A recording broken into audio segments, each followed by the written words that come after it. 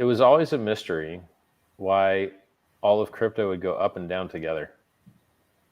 It was like, what? So like, or could you if you have two refrigerators, and in one of your refrigerators you put like a ham sandwich, and in the other refrigerator you put like an orange, you expect them to decay at different rates. They're different stuff. And so it's weird that in crypto, when one thing goes down, like everything else goes down. Yes, like, and well, why is that? I thought about it a lot, and I figured out that actually Hart's law is seen in the entire life.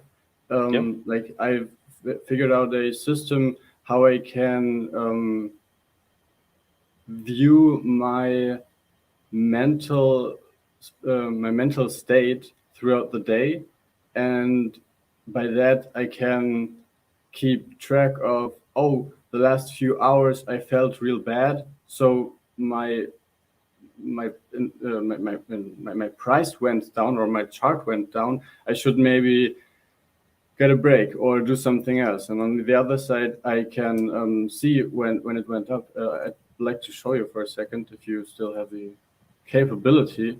So I should tell everyone what Hart's law is real quick. So basically, yes, I thought what was driving all the prices to move together was bots that would treat crypto like an index and try and buy them in a ratio of their market caps, and then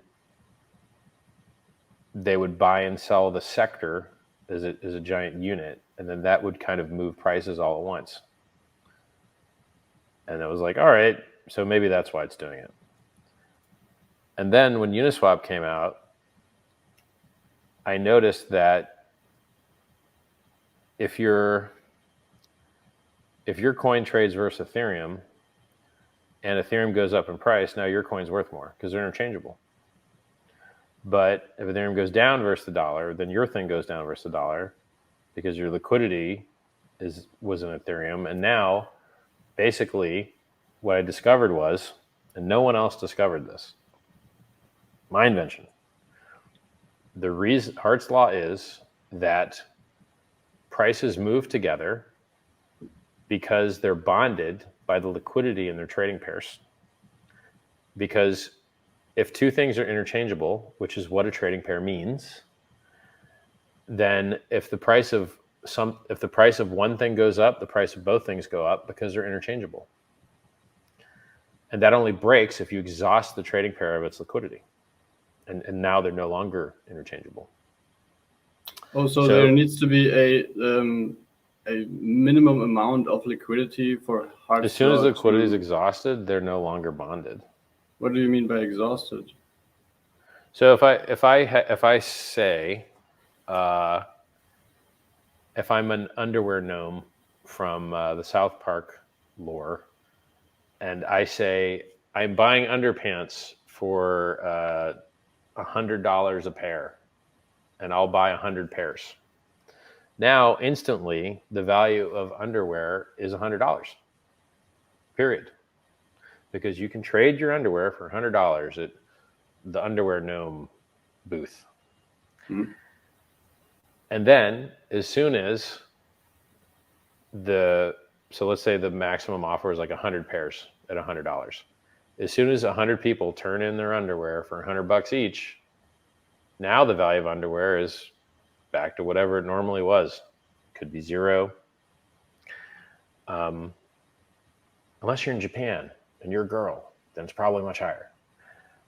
So like, basically, the value of a thing is equal to what you can exchange it for, always. And then once you've exhausted your ability to exchange at that rate, then it defaults to whatever the next rate is. So if your trading pair is Ethereum and the majority of your coin's liquidity is in Ethereum, when Ethereum goes up versus the dollar, you go up with the dollar because they're interchangeable.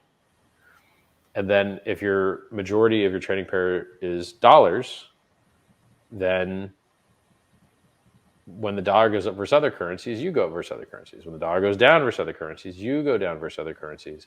unless someone comes in and performs a trade against all the liquidity, and then it defaults to whatever the next most liquid thing is. So basically, Hart's law is that the prices of assets move together because they're bonded by the liquidity in their trading pairs. And that's why all the prices move together. So when everything is traded, so like if a lot of Bitcoin and Ethereum are sitting in a trading pair together, and Bitcoin goes up, then Ethereum goes up because they're interchangeable. And if Bitcoin goes down, Ethereum goes down because they're interchangeable. And if Bitcoin's a more liquid market, it's easier for the dog to wag its tail than it is for the tail to wag the dog because of mass. And therefore, when Bitcoin goes up, most of crypto goes up. When Bitcoin goes down, most of crypto goes down because so many things have direct trading pairs with Bitcoin.